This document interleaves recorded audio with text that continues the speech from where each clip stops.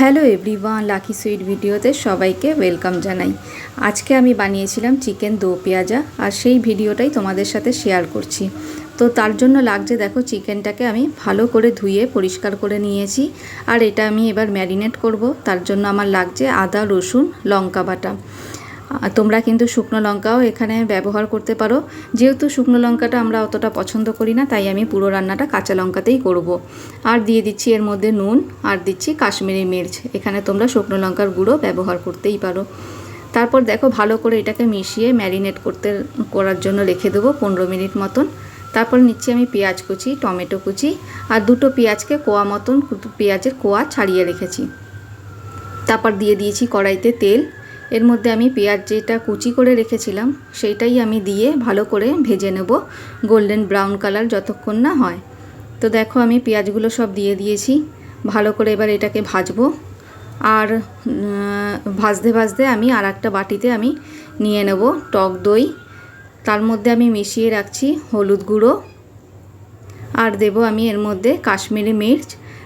তোমাদেরকে আগেই বললাম যে তোমরা যদি শুকনো লঙ্কা খেতে পছন্দ করো তো শুকনো লঙ্কার গুঁড়োও দিতে পারো, বা দুটো মিশিয়েও তোমরা দিতে পারো।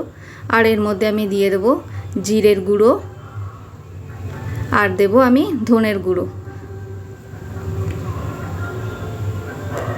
এই কটা জিনিস আমি ভালো করে দইয়ের সাথে মিশিয়ে রেখে দেবো। আর এদিকে দেখুন পেঁয়াজটা ভাজা ভাজা প্রায় হয়ে গেছে, গোল্ডেন ব্রাউন কালারও হয়ে এসছে। এবার আমি এর মধ্যে দিয়ে দিচ্ছি আদা, রসুন আর লঙ্কা বাটা। এটা দিয়ে আমি কিন্তু ভালো করে ভাজবো, যাতে মশলা থেকে গন্ধটা না ছাড়ে। তারপর দিয়ে দেখো আমি দেবো এর মধ্যে আমি টমেটো বাটা, যেটা আমি কুচিয়ে রেখেছিলাম সেইটাই আমি পেস্ট করে নিয়েছি টমেটোটাকে। আর এটা দিয়ে কিন্তু আবারও আমি কষাবো, যাতে টমেটোরও যে কাঁচা গন্ধটা আছে সেটা যেন না থাকে। দেখো এখান থেকে মশলাটা দিয়ে একটু তেল ছেড়েছে। এবার আমি টক দইয়ের যে মিশ্রণটা ছিল সেটা আমি দিয়ে দিচ্ছি। আর এখানে কিন্তু গ্যাসটা কমিয়ে পুরো মশলাটা কষাতে হবে, নয়তো মশলাটা পোড়া লেগে যাবে। আর এই মশলাটা কষাতে কষাতেই দেখবে তেল ভেসে উঠছে, তার মানে মশলাটা হয়ে গেছে।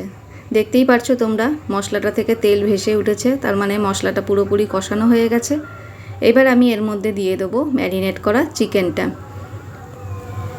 চিকেনটা দিয়ে আবারও কষাবো ভালো করে, মশলাটার সাথে ভালো করে কষিয়ে নেব।